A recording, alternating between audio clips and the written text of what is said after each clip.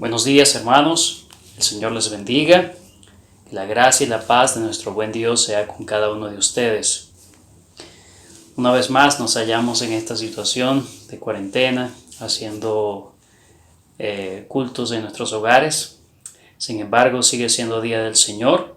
Oremos para que el Señor nos permita nuevamente tener las condiciones para poder reunirnos todos juntos. Y bueno, vamos a continuar en nuestro tiempo de adoración a nuestro Señor. Ahora vamos a entrar en el tiempo de la reflexión en su palabra, la predicación. Ubíquense por favor en sus Biblias en el libro de Hechos. Vamos a leer Hechos capítulo 5 versículos 12 al 16. Hechos capítulo 5 versículos 12 al 16. Vamos a leer la palabra del Señor, oramos y comenzamos la exposición de las Escrituras. Dice la palabra de Dios: y por la mano de los apóstoles se hacían muchos milagros y prodigios en el pueblo, y estaban todos unánimes en el pórtico de Salomón. De los demás, ninguno se atrevía a juntarse con ellos, mas el pueblo los alababa grandemente. Y los que creían en el Señor aumentaban más, gran número así de hombres como de mujeres, tanto que sacaban los enfermos a las calles y los ponían en camas y lechos, para que al pasar Pedro, a lo menos su sombra cayese sobre alguno de ellos. Y aún de las ciudades vecinas muchos venían a Jerusalén trayendo enfermos y atormentados de espíritus inmundos, y todos eran sanados. Oremos. Bendito nuestro Dios, Padre Celestial, Padre de nuestro Señor Jesucristo. En esta mañana, en este tiempo que estamos en nuestros hogares, te pedimos tu bendición y tu ayuda para poder hacer un culto que te agrade, Señor. Para hacer un culto, Señor, que tu pueblo, en medio de las situaciones hostiles y difíciles, aún tu pueblo pueda dar adoración a tu nombre como es debido. Te pedimos tu ayuda para atender a tu palabra en este momento, no por razón del predicador, sino por razón de tu mensaje, Señor, que podamos ser edificados, tu nombre sea glorificado en medio de la iglesia. En el nombre de Cristo Jesús oramos. Amén. ¿Cómo saber si estoy o no en una iglesia verdadera? ¿Cómo saber si la iglesia donde estoy es falsa? ¿Cuáles son los criterios que permiten evaluar si una congregación es sana o no? O más aún, si una congregación es verdadera o no. ¿Qué hace que una iglesia sea una verdadera iglesia? Muchos piensan que una iglesia verdadera y saludable se mide por la cantidad de personas que albergue, o por la magnitud del local que posea, o por el poder económico que tenga, o por el avance tecnológico con que cuente, o por su aceptación en medio de la sociedad. Pero ¿serán estos los criterios correctos? ¿Cómo se mide la salud espiritual de una iglesia de manera correcta? En el siglo XVI, en el tiempo de la Reforma Protestante, también este tipo de preguntas fueron abordadas, pero más aún fueron respondidas por los reformadores, según enseñaban las Escrituras, siguiendo precisamente aquella premisa de sola Escritura. En forma prácticamente unánime, los reformadores reconocieron que hay 3 marcas mínimas que deben estar presentes en una iglesia para admitirla como una iglesia verdadera. Aunque ciertamente hay muchas marcas que nos ayudan a determinar si una iglesia es sana o no, estas 3 marcas determinan si una iglesia es verdadera o es falsa. Estas 3 marcas son: número 1, la predicación expositiva de la palabra de Dios.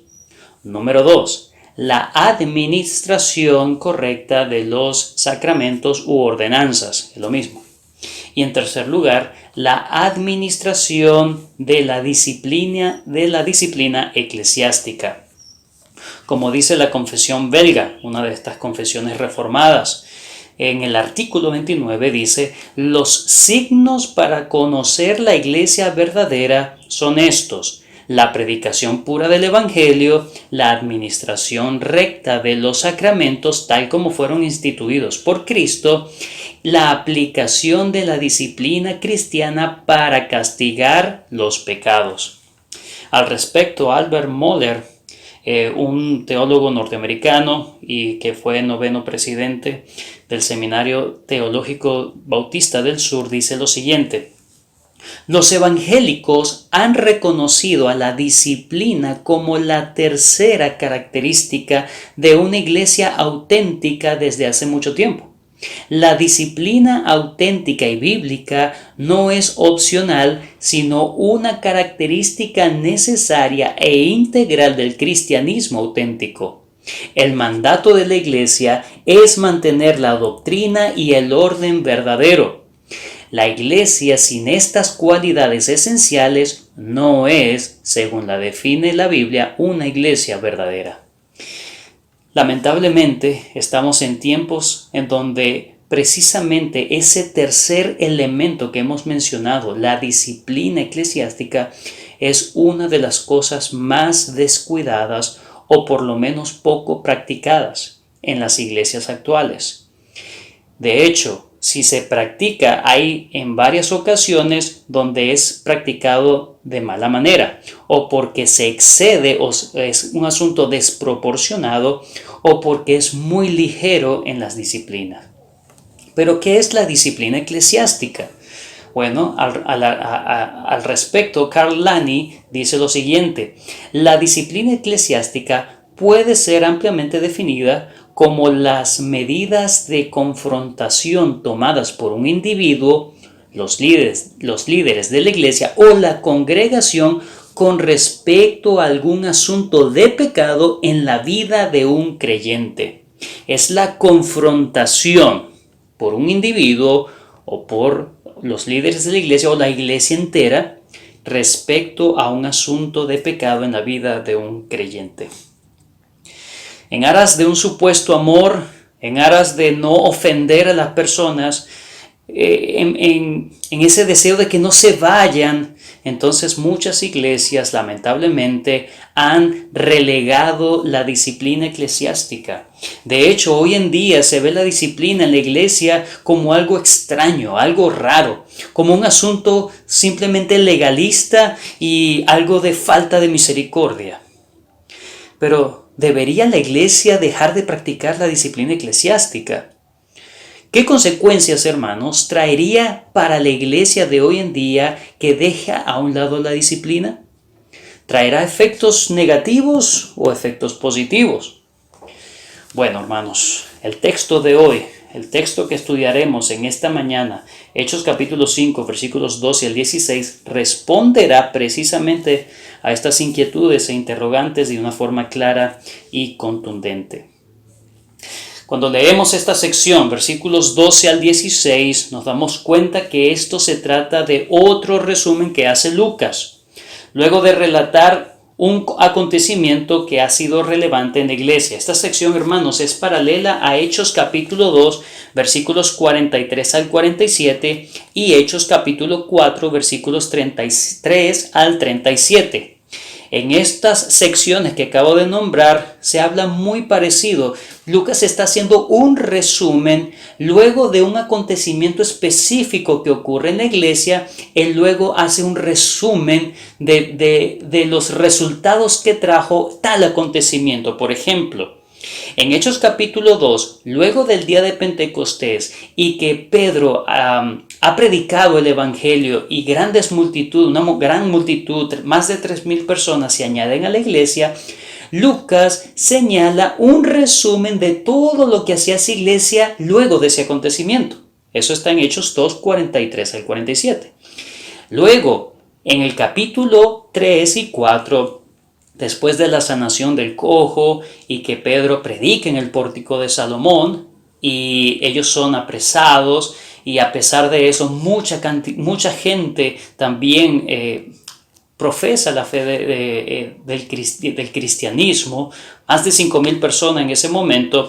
Luego en los versículos 33 al 37 del capítulo 4, Lucas vuelve a hacer otro resumen de ese acontecimiento, de eso que ocurrió en el pórtico de Salomón, en esa segunda predicación del apóstol Pedro. Lo mismo está ocurriendo acá. Ha ocurrido algo. ¿Qué pasó? Bueno, recordemos que Lucas en los primeros versículos 1 al 11 del capítulo 5, ha hablado de un caso de disciplina pero muy fuerte que pasó allí en la iglesia de Jerusalén. Recuerden, un matrimonio, Ananías y Zafira. Ellos se pusieron de acuerdo para ser unos hipócritas, para engañar a la iglesia de Cristo, y evidentemente eso trajo un gran temor a todas las personas porque su pecado hizo que ellos falleciesen. Por juicio de Dios, Dios los mató por ser unos hipócritas. Dios los mató por pretender engañar a la iglesia de Cristo y a Dios mismo. Ahora, ese temor es importante. Ese temor no solamente estuvo dentro de la iglesia, sino que trascendió al mundo, a la sociedad. Capítulo 5, versículo 11. Y vino gran temor sobre toda la iglesia y sobre todos los que oyeron estas cosas. Esta situación de Ananías y Zafira la escuchó mucha gente. No solamente dentro de la iglesia se supo, sino que muchas personas también conocieron los detalles incluso de lo que pasó con Ananías y Zafira. Ahora, estamos en una sección donde resume qué ocurrió después que Ananías y Zafira fueron entonces disciplinados por el Señor. Al contrario de lo que muchos pueden pensar, Lucas relata que en vez de traer consecuencias negativas a la iglesia, la disciplina que Dios hizo o esa purga que Dios hizo a la iglesia de Jerusalén, más bien la hizo más robusta, la hizo más fuerte y la hizo una iglesia incluso más respetada en medio de la sociedad. ¿Cuál será el bosquejo que vamos a seguir en esta mañana? Bueno, vamos a ver 4 beneficios que trajo la disciplina que Dios hizo en la iglesia de Jerusalén. 4 beneficios que trajo la disciplina eclesiástica en la iglesia que Dios hizo en la iglesia de Jerusalén. Quiero hacer un énfasis acá. Dios hizo esa disciplina y los resultados que vamos a ver, Dios trajo esos resultados. Dios se encarga de su iglesia. Por lo tanto, cada encabezado que vamos a tener en este bosquejo, siempre vamos a resaltar el nombre de Dios como el causante primario de todas estas cosas. En primer lugar, versículo 12 en su parte A. Versículo 12 en su parte A le vamos a titular Dios respaldó el testimonio de la iglesia. Versículo 12 en su parte A. Dios respaldó el testimonio de la iglesia. Número 2, segundo beneficio. Dios fortaleció la unidad de la iglesia. Ese es el versículo 12b. En tercer lugar, o el tercer beneficio, Dios ahuyentó a los falsos creyentes de la iglesia. Versículo 13. Dios ahuyentó a los falsos creyentes de la iglesia.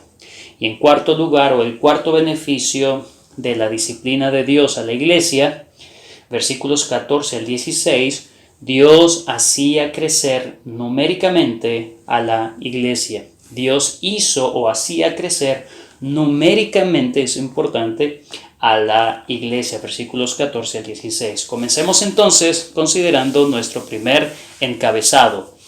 Número 1. Versículo 12 en su parte A. Dios respaldó el testimonio de la iglesia. Dice la Escritura: y por la mano de los apóstoles se hacían muchas señales y prodigios en el pueblo. Hay algunas cosas que destacar. En primer lugar, Lucas dice que la forma en cómo Dios manifestaba su apoyo a la iglesia es por medio de los actos que hacían los apóstoles. dice, y por la mano de los apóstoles se hacían muchas señales y milagros. Luego de la purga de la iglesia, luego de santificar a la iglesia, Lucas enseña que Dios declara o estaba junto con el testimonio que estaban dando los apóstoles. En este particular dice por la mano de los apóstoles. Ahora no se destaca solamente Pedro, sino que son todos los apóstoles, todos los enviados por Dios. Dios respaldaba sus testimonios por medio de señales y prodigios. Y es interesante que Lucas no los llama meros milagros. Lucas le dice la frase señales y prodigios, la misma frase que usó en el capítulo 2, versículo 43. Aquí el punto, hermanos, es que debemos entender que todas las cosas extraordinarias, ¿verdad? Como las sanaciones y aún los exorcismos, como vemos en el versículo 16, dice, y a unas ciudades vecinas venían muchos a Jerusalén trayendo enfermos y atormentados de espíritus inmundos, ¿verdad? Y todos eran sanos. Eso es importante destacar en ese versículo 16, porque los apóstoles no decían, bueno, por tu falta de fe no fuiste sanado. No, los que los traían ante ellos, todos eran sanados, porque ellos eran verdaderos apóstoles. Ahora, ¿por qué eran sanados? ¿Por qué podían exorcizar? ¿Por qué podían hacer estas maravillas? Bueno, Lucas, con la frase señales y prodigios, tiene el propósito de ayudarnos a entender que eso no es simplemente un mero milagro y un mero poder, sino que era algo que era necesario para el momento para autenticar o acreditar ante los judíos que los apóstoles o estos apóstoles realmente eran enviados de Dios. En 1 Corintios capítulo 1 versículo 22, Pablo dice que los judíos piden señales y los griegos buscan sabiduría. Los judíos estaban acostumbrados o habían sido enseñados para esperar de que alguien que hablara en nombre de Dios realmente hiciera algo que demostrara eso. Y en las Escrituras, hermanos, este tipo de acontecimiento solo se presentan en tiempos específicos de la historia. No era común ni era natural, no era algo corriente. Habían momentos específicos en la historia en que se resaltaban este tipo de hechos milagrosos. Por ejemplo, la primera vez que se menciona de cosas milagrosas es en cuanto al tiempo de Moisés, bueno, con Moisés. Luego lo vemos con Elías y los profetas. Y posteriormente lo vemos en Jesucristo y en este punto de la historia con los apóstoles. No siempre se presentaban estos milagros, sino que eran en tiempos específicos para autenticar al mensajero de Dios, Moisés, luego Elías y los profetas. Luego recuerden que había 400 años de silencio después del último profeta, y cuando entró el Señor Jesucristo en escena, Él hacía milagros. Y ahora los apóstoles hacían milagros porque venían de Dios. Ahora, si nos detenemos también, hermanos, a considerar en qué momento se dieron esas temporadas milagrosas, por así decirlo, nos vamos a dar cuenta que eso se dan en momentos en que hay cambios significativos en la historia de la redención. Cambios significativos en la historia de la redención. Warren Wiersbe dice lo siguiente: no hallamos ningún milagro realizado en Génesis, en el libro de Génesis, pero al principio de la edad de la ley, Moisés realizó grandes señales y maravillas. Estamos hablando de que se estableció la ley.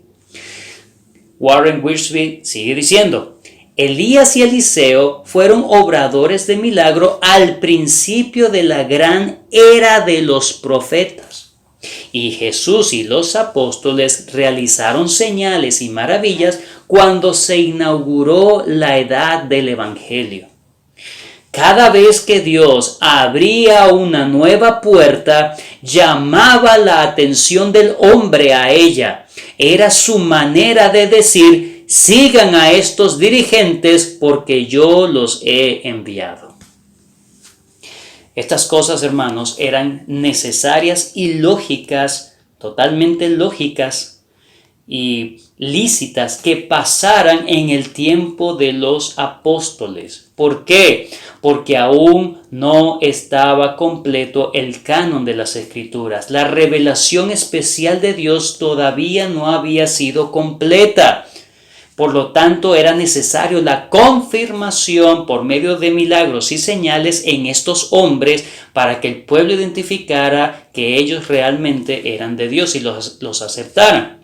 En 2 Corintios capítulo 12, versículos 11 al 12, el apóstol Pablo, defendiendo su apostolado, dice, 2 Corintios 12, 11 al 12, me he hecho un necio al gloriarme, vosotros me obligasteis a ello, pues yo debía ser alabado por vosotros, porque en nada he sido menos que aquellos grandes apóstoles, aunque nada soy. Con todo, las señales de apóstol han sido hechas entre vosotros en toda paciencia, por señales, prodigios y milagros. Vean cómo Pablo relaciona los señales de apóstol con señales, prodigios y milagros.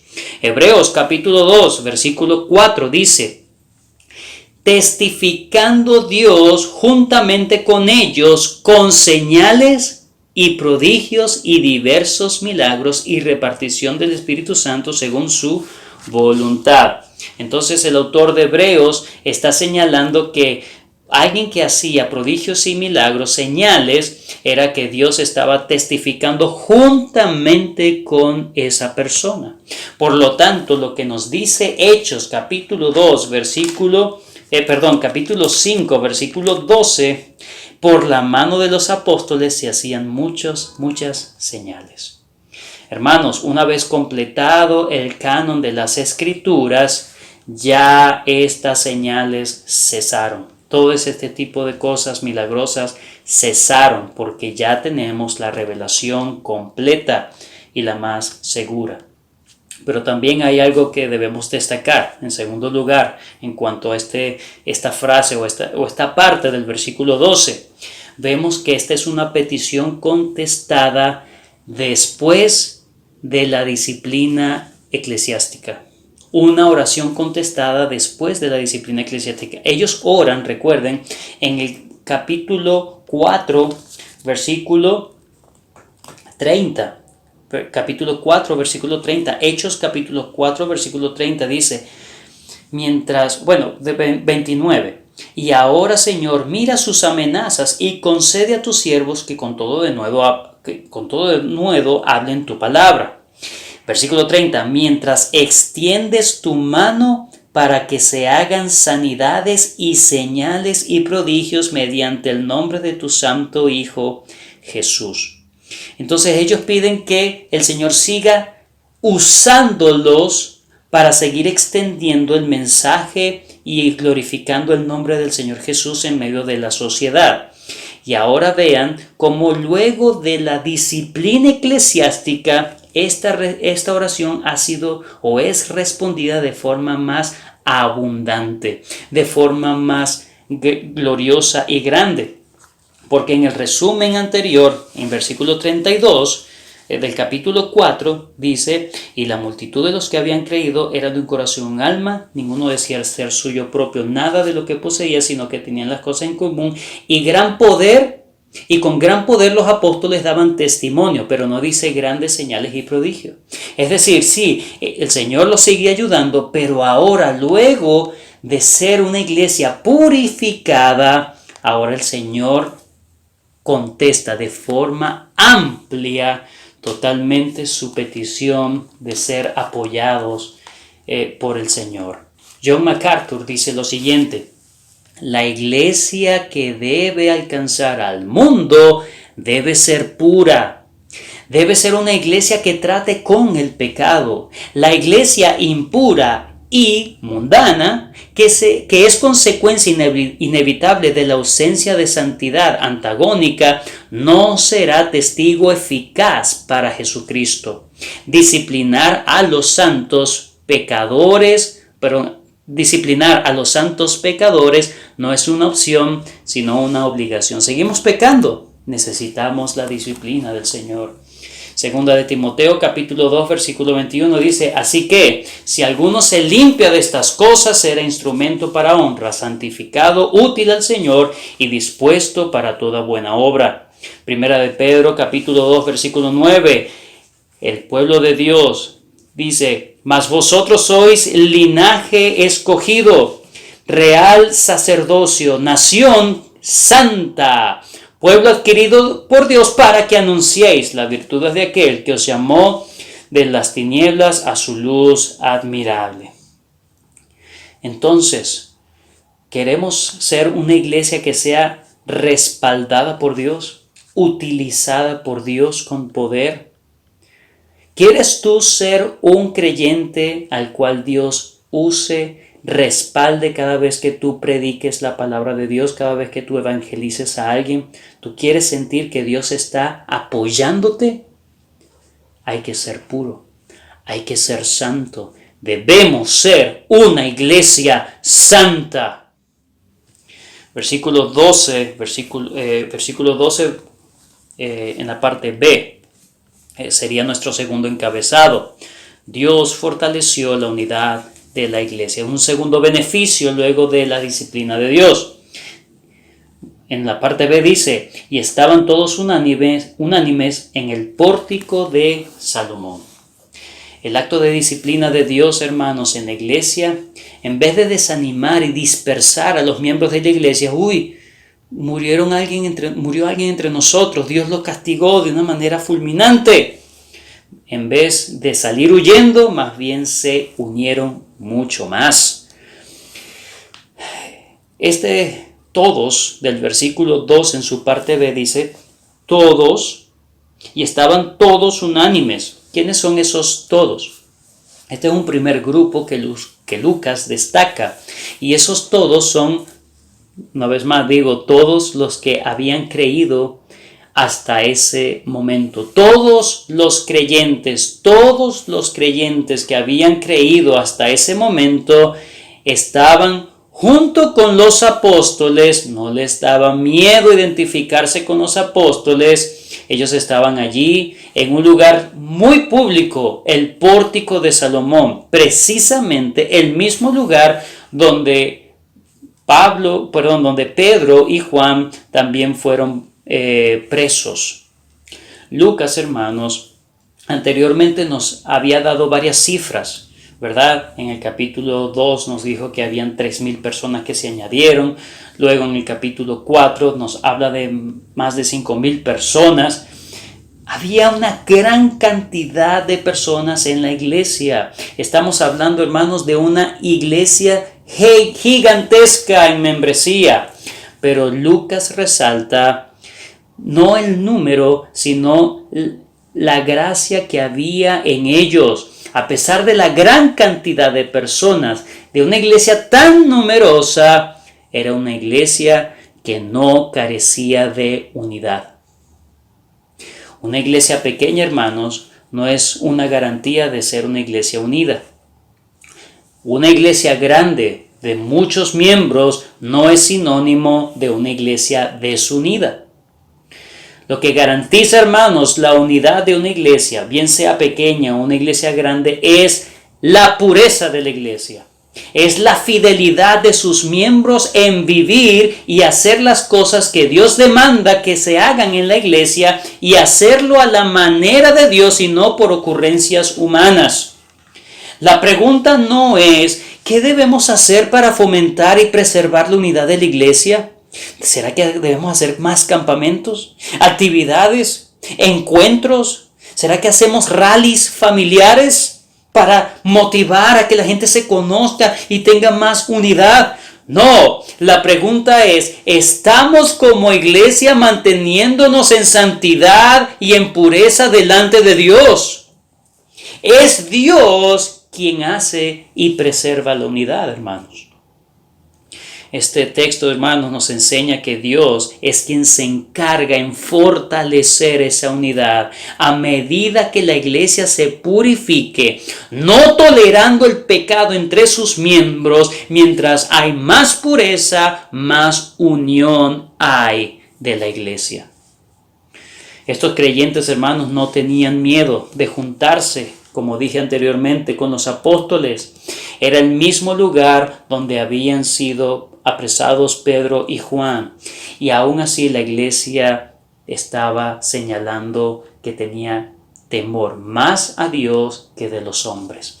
La disciplina que ellos vieron en medio de ellos, de la iglesia, los motivó a ellos a decir: yo prefiero tener más temor de Dios que de las autoridades y el Sanedrín. No importa, yo voy a ser fiel al Señor, porque caer en manos de un Dios vivo es fuerte. Una iglesia santa, hermanos, una iglesia santa es una iglesia que se purifica, es una iglesia que es valiente y es una iglesia que sabe que tiene a Dios de su lado. En tercer lugar, versículo 13. En tercer lugar, versículo 13. Dios ahuyentó a los falsos creyentes de la iglesia. De los demás, ninguno se atrevía a juntarse con ellos, mas el pueblo los alababa grandemente. Lucas ahora señala un segundo grupo, le llama de los demás. De todos ellos, de estos demás, ninguno se atrevía a unirse con ellos. ¿Con cuáles ellos? Con el primer grupo del versículo 12, los verdaderos creyentes. ¿Quiénes son estos demás?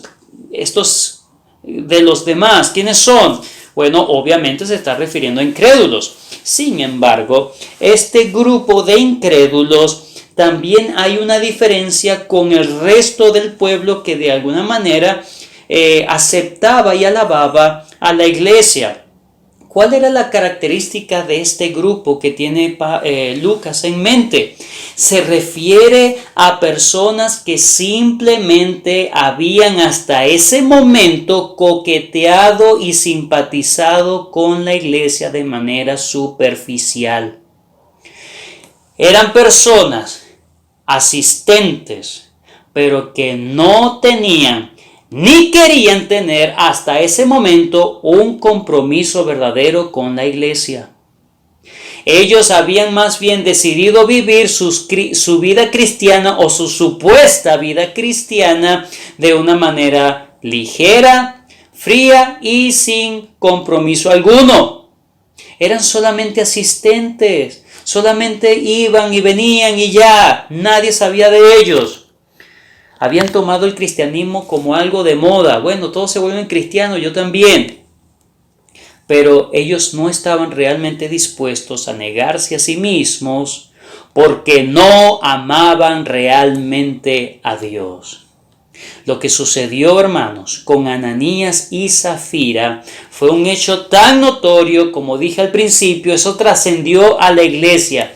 La sociedad supo, y Lucas está diciendo que esa situación de purga de la iglesia, de pureza que Dios trajo a la iglesia, disuadió a los hipócritas, los hizo despertar.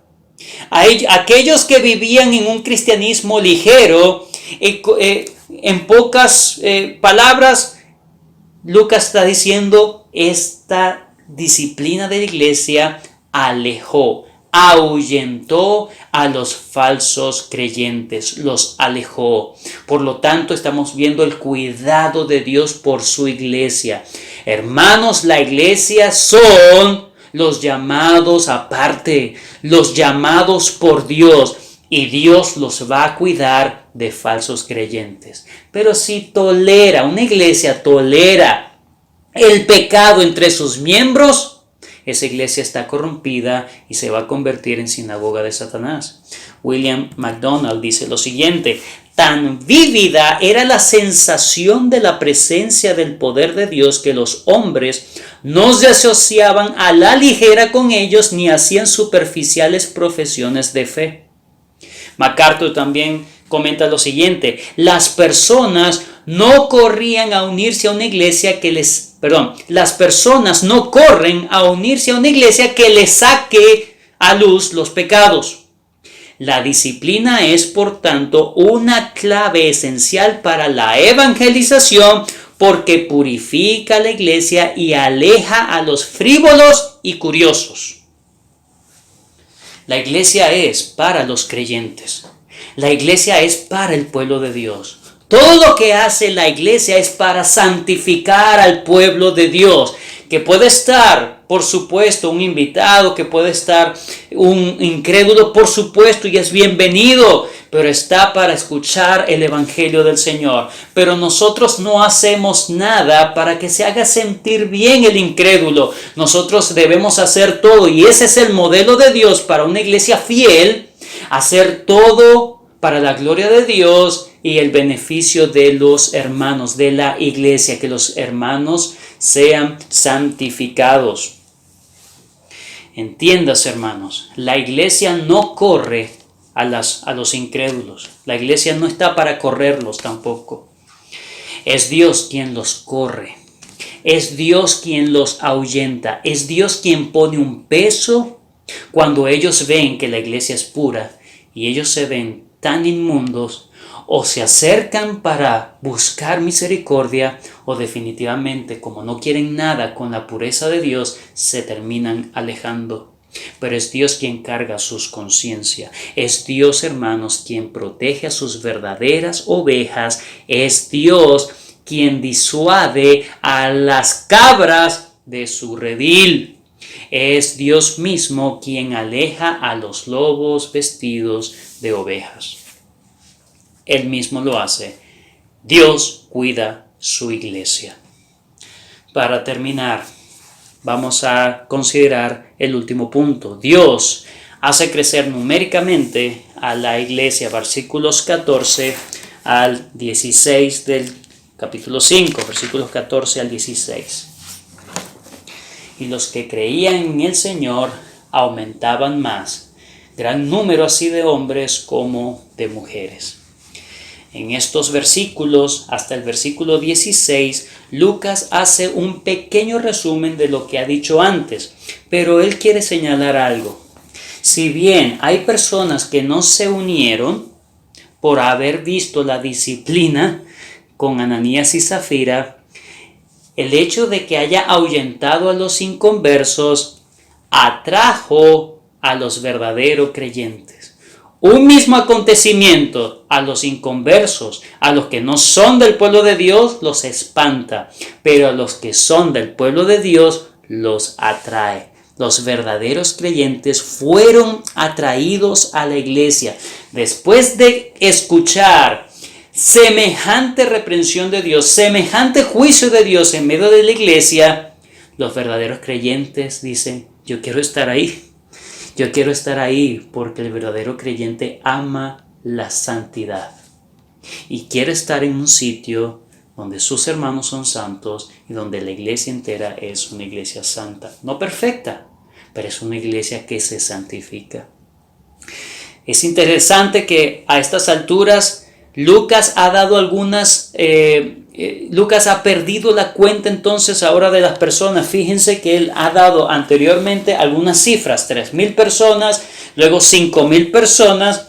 Realmente no sé cómo hizo para dar esas cifras. Pero ya aquí, hermanos, fíjense que ahora es algo desproporcional. Versículo 14. Aumentaba más gran número así de hombres como de mujeres. Gran número, ya se perdió la cuenta. Ya lo que Dios estaba haciendo con la iglesia de Jerusalén después de purificarla fue mucho más grande de lo que Dios había hecho hasta el momento. Hermanos, a Dios le importan los números. Sí, también le importan los números, pero los números que son ganados, número de personas que son ganados según o basados en los métodos que él ha señalado en las Escrituras, no los números que se ganan según la creatividad humana. Según el texto, el método que atrajo a las personas a la iglesia, mejor dicho, que atrajo a verdaderos creyentes a la iglesia de Cristo, y es interesante notar que ahí se nombra también a las mujeres, dice tanto hombres como mujeres. La primera vez que en el libro de Hechos se menciona mujeres llegando al evangelio. Se supone que habían llegado antes, pero aquí se ve que las mujeres también estaban llegando en masa a los pies del Señor. Y lo que hace Lucas acá es hablar de que tanto hombres como mujeres, y por cierto, no quiero despreciar esta oportunidad, solamente el cristianismo es quien le da verdadera dignidad a la mujer. Ni el feminismo, ni el Islam, ni nada de eso, absolutamente nada. Lo que ha dado dignidad a la mujer ha sido el cristianismo. Eso, cierro el paréntesis. Ahora, lo que quiero destacar acá es que Lucas habla de mujeres y hombres llegando, hombres y mujeres que eran creyentes o que empezaban a creer de manera verdadera, pero ellos fueron atraídos a la iglesia no solamente por la predicación. Ellos, los apóstoles, hacían señales y milagros, ellos predicaban el evangelio, es verdad, pero también porque ellos sabían que Dios estaba allí purificando la iglesia por medio del evangelio y la disciplina de la iglesia. Lo que para unos fue algo que los espantó, para otros fue algo que los atrajo, porque ellos eran creyentes verdaderos, ellos amaban a Dios, ellos no eran hipócritas, ellos sabían que iban a contar con la bendición de Dios y no con el juicio. Su deseo era ser y crecer en la santidad de Dios, porque Dios es santo. Su deseo era crecer en la santidad junto con los que de corazón limpio invocan al Señor. La iglesia, hermanos, no debe concentrarse en el crecimiento numérico. La iglesia debe concentrarse en su santidad. Dios se encargará de los números. Dios se encargará de añadir y atraer al verdadero pueblo de Dios a la iglesia, a su iglesia. Por último, Lucas destaca, hermanos, en esta parte, en cómo la fama de los apóstoles, el respeto a los apóstoles y la aceptación de la autoridad de estos hombres, de los apóstoles como mensajeros de Dios, comenzó a trascender de la ciudad de Jerusalén. Versículo 15. Versículo 16. Y aún de las ciudades vecinas, ya no está hablando solamente en el contexto de Jerusalén, sino de las ciudades aledañas, de las ciudades vecinas. Muchos venían a Jerusalén, ¿verdad?, trayendo enfermos y atormentados de espíritus inmundos, y todos eran sanados. Ahora, fíjense que acá Lucas está demostrando que después que la iglesia fue purificada, fue disciplinada por el Señor, entonces la iglesia empezó a expandirse y cumplir su propósito, ese propósito que había sido dicho por el Señor Jesucristo en Hechos capítulo 1, versículo 8. Pero recibiréis poder cuando haya venido sobre vosotros el Espíritu Santo, y me seréis testigos en Jerusalén, en Judea. Ya estamos hablando de las ciudades que eran alrededor de Jerusalén. Jerusalén estaba en Judea, pero ahora está señalando toda Judea, Samaria y hasta lo último de la tierra. Comenzó la expansión del evangelio después de la purificación de la iglesia de Cristo. Laney dice, la iglesia de hoy está sufriendo de una infección que se ha dejado empeorar. Así como una infección debilita el cuerpo destruyendo sus mecanismos de defensa, la iglesia se ha debilitado por causa de esta horrenda llaga. La iglesia ha perdido su poder y efectividad de servir como un canal de cambio social, moral y espiritual. Esta enfermedad es causada, por lo menos en parte, por la negligencia en el ejercicio de la disciplina eclesiástica. Una iglesia santa es una iglesia que Dios usa. Es una iglesia que Dios respalda. Es una iglesia verdadera. Es una iglesia que está unida y es una iglesia que trasciende, que empieza a ganarse incluso el respeto de la sociedad. Para terminar, ya versículo 15, es necesario comentarlo de forma muy breve. Dice, tanto que sacaban los enfermos a las calles y los ponían en camas y lechos. Esas camas y lechos, por un lado, cuando habla de camas, está hablando de un tipo de material que usaban los ricos. Y los lechos eran aquellos que usaban los de escasos recursos. Estamos hablando que había enfermedades tanto de ricos como de pobres. Y allí dice que la gracia del Señor, dice, para que al pasar Pedro, a lo menos su sombra cayese sobre alguno de ellos. Interesante, no dice, hermanos, que la sombra de Pedro sanaba. Dice que ellos respetaban tanto a Pedro. Dice que ellos reconocían la autoridad de Pedro, que aún pensaban que si la sombra de Pedro caía sobre alguno de los enfermos iban a ser sanados. Ahora, no sé si eran sanados solamente si pasaba la sombra. No, el texto no lo dice. Lo que sí el texto quiere enseñarnos, y es lo que significa, dice que muchos creían y aumentaban. ¿Qué era lo que los atraía también? Que ellos reconocían que estos eran hombres de Dios, porque aún pensaban, aún en la sombra, si es un hombre de Dios, aún su sombra puede hacer algo. Ellos reconocían la autoridad de Pedro y los apóstoles. Por lo tanto, hermanos, este texto en conjunto, este resumen, este es un tercer resumen de Lucas. Este tercer resumen nos ayuda a entender, hermanos, la efectividad de la iglesia cuando es santa, cuando es purificada, cuando es disciplinada por el Señor.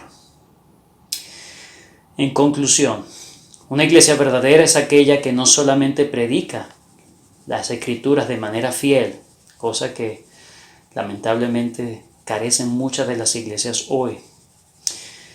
No solamente participa de las ordenanzas que Cristo instituyó. Una iglesia verdadera también es una iglesia fiel en aplicar la disciplina eclesiástica cuando brota entre sus miembros un pecado. Dios ama a su iglesia. Dios tiene iglesias verdaderas, tiene iglesias genuinas. Esas iglesias son aquellas que se conforman a los métodos y al diseño de Dios y a los estándares de santidad de Dios. La disciplina que Dios da a sus iglesias verdaderas es para mantenerlas en pureza, para usarlas efectivamente para sus fines redentores. La iglesia la conforman verdaderos creyentes. Dios purifica la iglesia. Estamos diciendo que la iglesia son verdaderos creyentes. Dios ama a la iglesia verdadera. Dios ama a creyentes verdaderos. Dios ama la santidad y los creyentes verdaderos también aman lo que Dios ama. Los creyentes verdaderos aman la pureza doctrinal y la pureza moral. Ellos aman, ellos oran y ellos ejercen disciplina entre ellos mismos para mantener vidas puras No de forma perfecta, pero sí de forma genuina y verdadera. La verdadera iglesia de Cristo se mantiene en santidad y está atenta para ayudarse entre sí, para amonestarse entre sí. Quiero preguntarte a ti, cristiano que me escucha, miembro de la iglesia, ¿cómo está tu vida personal? ¿Estás andando en santidad? ¿Te estás absteniendo de pecados? ¿Estás mortificando los pecados en tu mente y en hábitos? ¿Cómo está tu relación con Dios? ¿Cómo está tu relación con la iglesia? ¿Estás tú orando por la santidad de la iglesia? ¿Estás tú orando por tu propia santidad? ¿Estás tú pendiente de ayudar a los hermanos que tú estás viendo que están incurriendo en alguna falta? ¿Los estás amonestando con amor? ¿Los estás amonestando con dedicación? ¿O no te importan tus hermanos?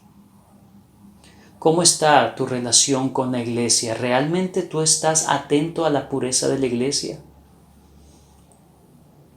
¿O eres de aquellos demás que no quieren tanto compromiso con la iglesia? Tú que me escuchas, que no eres creyente, que tú sabes que no eres creyente, que has rehuido a entregar tu vida a Cristo. Déjame decirte que Dios ama a aquel que lo ama. Tú has aborrecido a Dios, pero Dios puede volver en amistad contigo si tú te arrepientes.